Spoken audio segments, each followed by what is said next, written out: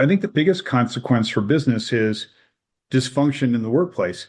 Literally half of our respondents said, I don't want to work for a CEO whose values are different than mine. That's quite extraordinary.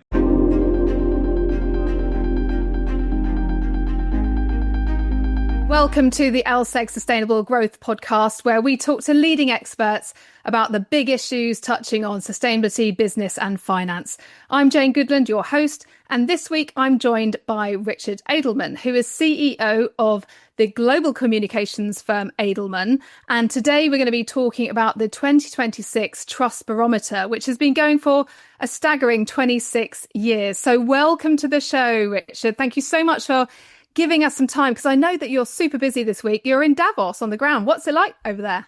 It's been a week of high drama. I mean, President Trump came and gave a quite strong speech and was trying to negotiate for the Golden Dome in Greenland, and came out with the result he wanted. And I think in the end, the idea of the European alliance is still alive. We have NATO. And so we came to a good place. But there was a lot of business done this week, too. It was really very, very busy. Yeah, that's certainly what I'm hearing back here in London. So, as I said, we're going to focus on the Edelman Trust Barometer. But before we do that, I wanted to start by touching on something, the way that Edelman describes trust as the ultimate currency between institutions and their stakeholders. Tell us a bit more about that. Why is trust so important? Trust matters because it enables frictionless transactions. It also makes possible your reliance on others, and therefore, in a way, efficiency. If you have to check at every step, if you have to run looking over your shoulder backwards, you don't run very fast. And so it's partly the legal system, but it's also partly what is standards of behavior. And there have been violations. People felt violated in 2008 in the financial crisis. People felt they were violated during COVID because they got wrong information. Yeah. So all of these have caused questions in people's minds. Which leads us on to why it's important to have some measure of trust. And of course, that's what the barometer has been doing for 26 years. So let's go back to 2001 when it started. I'm interested to know kind of what stimulated you in the first place to say, I'm going to go measure trust. I'm curious to know whether or not that was a one-off exercise and whether or not it was intentional to be running it all this time later. We were very curious in the wake of the World Trade Organization meeting in Seattle in 1999.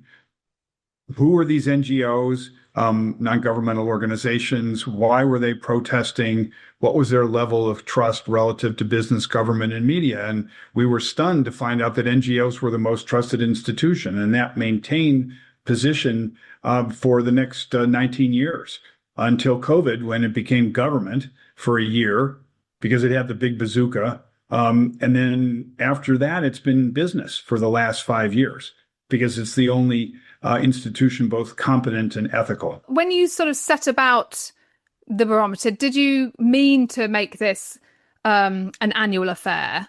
Or was it a one-time thing that you thought, let's repeat this afterwards? So there were intervening events like the Iraq War, the financial crisis. We also had the rise of populism, COVID. So it's been important to continue. And also, I really wanted to pioneer intellectual property for PR companies, because the IP has been dominated by consulting firms. And so I figured, on topics that we know something about, this could be important. So over the course of the last quarter century, when you've been doing this kind of measurement exercise, have you seen any kind of long-term trends over that time? Are there a few that would stand out to you that have been kind of a permanent feature? Already talked about how business has risen to be the most trusted. The second is the mass class divide. In other words, the top quartile versus the bottom quartile of income have completely different appreciation of institutions, bottom quartile being much lower. The third is that developed countries are trailing developing countries in trust by 15 points. The highest in our study of 28 countries are China, India, UAE, Saudi. The bottom are Japan, France, Germany, the UK. And so that's important. And then also trust is local. It used to be conveyed top down. Then about 2005, it started to go horizontal, peer to peer. And now it's in my employer, my CEO. And then the last is the battle for truth. People cannot discern what is fact and what is disinformation. And some people are turning off our media altogether. It's too upsetting. And then others, we have a huge rise in the belief that foreign actors are invading the media space. And by choice, people, by the way, are narrowing their own media prism so that they're into Substack or podcasts or curated social. So they're just seeing that which they agree with. Yeah, I think that's particularly relevant in today's and this year, in fact, in terms of some of the themes that are coming through, that we're really seeing that coming to fruition. I'm curious to touch on the title of the 2026 barometer, because you've called it Trust Amid Insularity, which, of course, takes us to a very, very pertinent time, and it's very relevant, which is really about kind of the favouring people and institutions where the values and beliefs are more similar to ourselves. So tell us more about why that theme is coming through so strongly in this year's study. So there's been a 10-year progression. Polarization is political. And so left and right, which is normal. You have, in the UK, for example, you have Tories and you have Labour.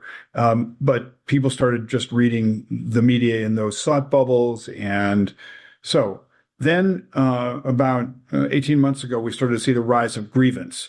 It really kind of started post George Floyd, whatnot, but the system doesn't work. I need to protest.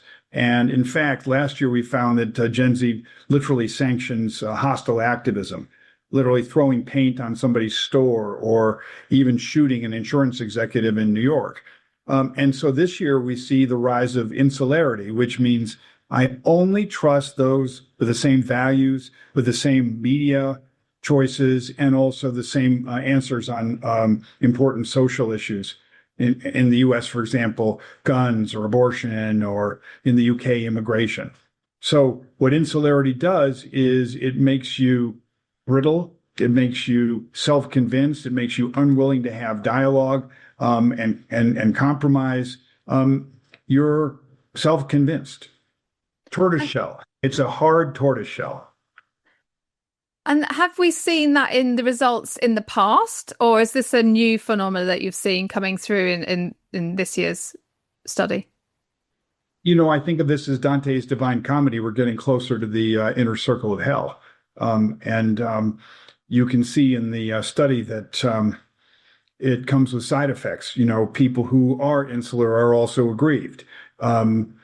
Also a massive rise in nationalism. So the preference for domestic companies over multinationals in choice of products in Canada and Germany and Japan, these are longstanding countries where they have had multinationals for hundreds of years. And so companies can't tolerate that. Also, the big new phenomenon this year, which has really caused people to get nervous, is AI. In developed countries, you see literally 2/3 of people saying, I don't want it. I don't want AI because I think it's a job killer, or it's going to take away my privacy. The end product is lack of optimism.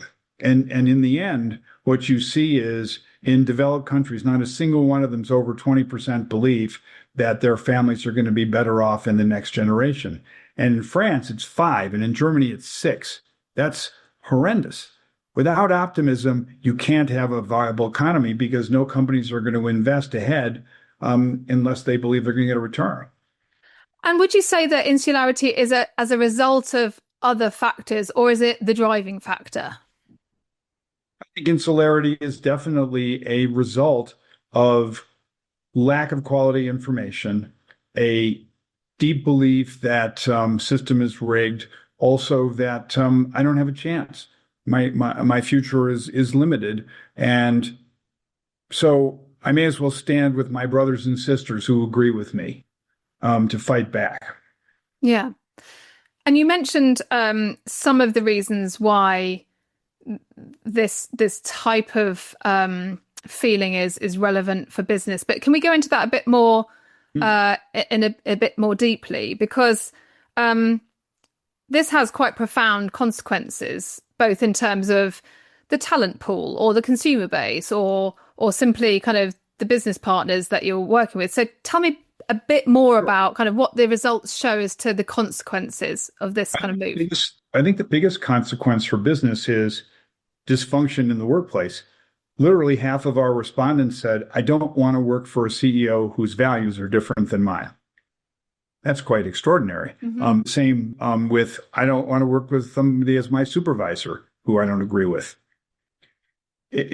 So on top of the problem of being a multinational and needing to have global brands, on top of rejection of innovation, and this is profound because companies depend on innovation. If you're a drug company, you've got to have a constant pipeline of new offerings.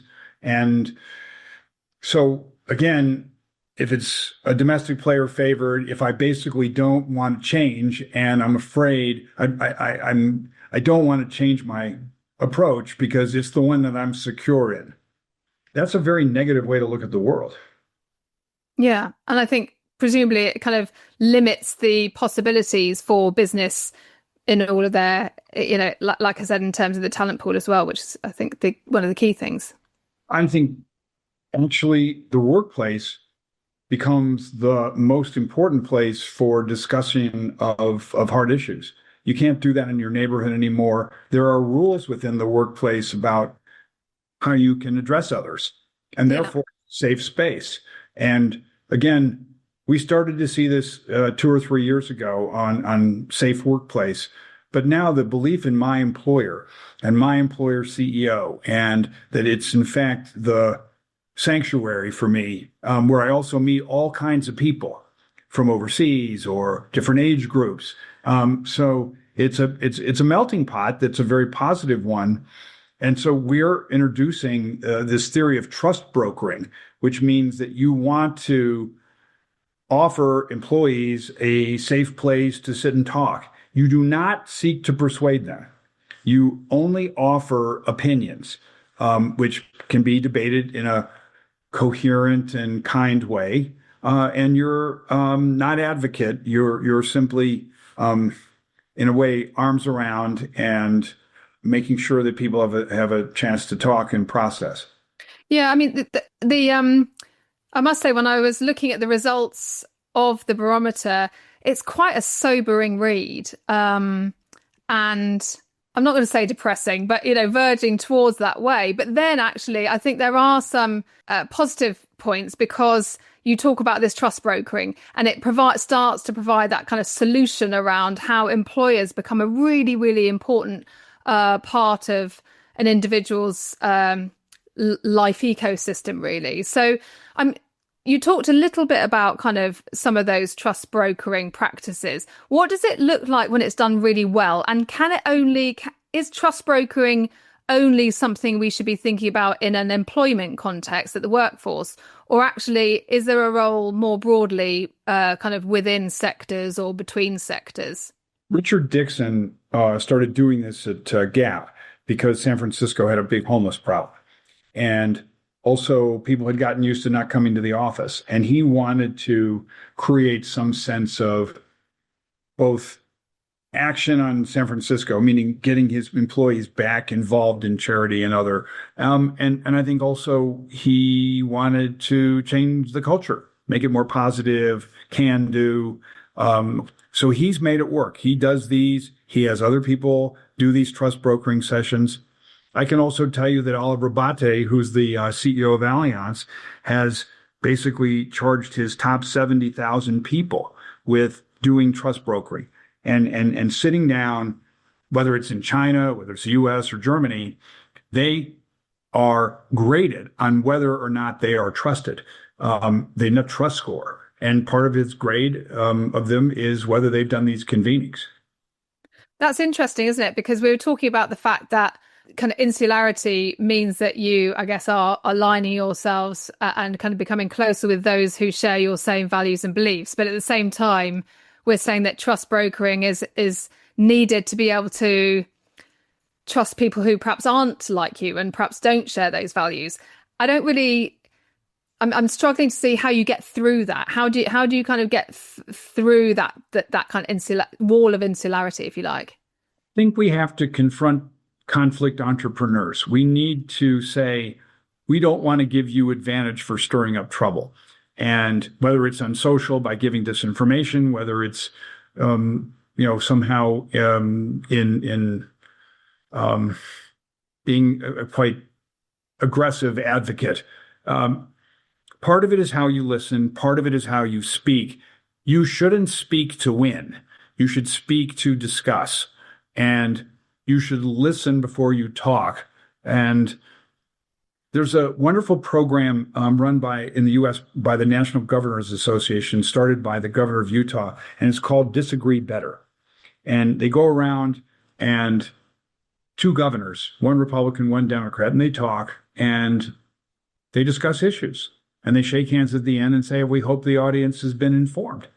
That's the same sort of thing that should happen in the office. You have people who want to have a pride flag up. You have other people who have different views. Company has to take a position. Ultimately, do we use the flag? Do we not use the flag? But more broadly, people need to feel heard and appreciated. Because employees feel very shaken by all of these consecutive revolutions. We have a geopolitical revolution. We have the AI revolution. We have the information or disinformation revolution. So all of this is discombobulating. And I think when you look at kind of the average tenure of CEOs in very large companies as well, that doesn't exactly make things any easier, right? Because actually those tenures can be quite short in terms of kind of number of years. Here's the thing.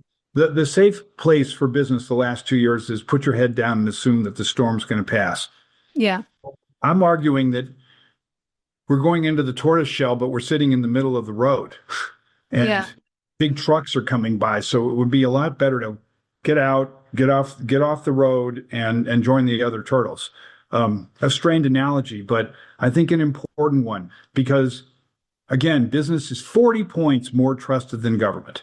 And business is the one institution is seen as being able to do something. And trust actually is based on action. Mm-hmm. And people want to see tangible change, whether it's your supply chain, whether it's who you hire, whether it's training and reskilling for AI.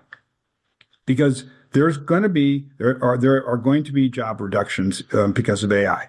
Repetitive jobs will be replaced. And it's coming for white collar workers before blue. And they're not used to this.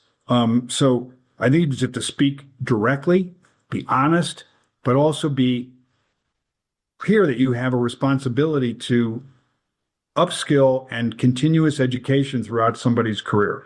Mm-hmm.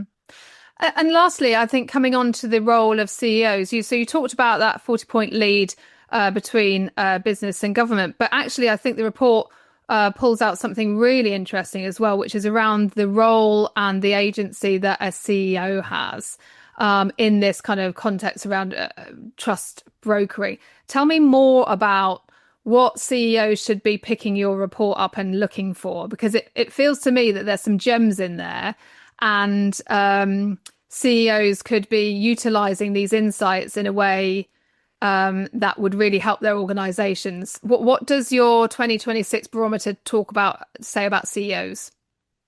CEOs have to be self-confident enough to meet their critics. They need to, again, lead in a different way. And the humility of being able to sit with people 20 or 30 years younger and treat them as equals and respect their views is an urgent kind of change of approach.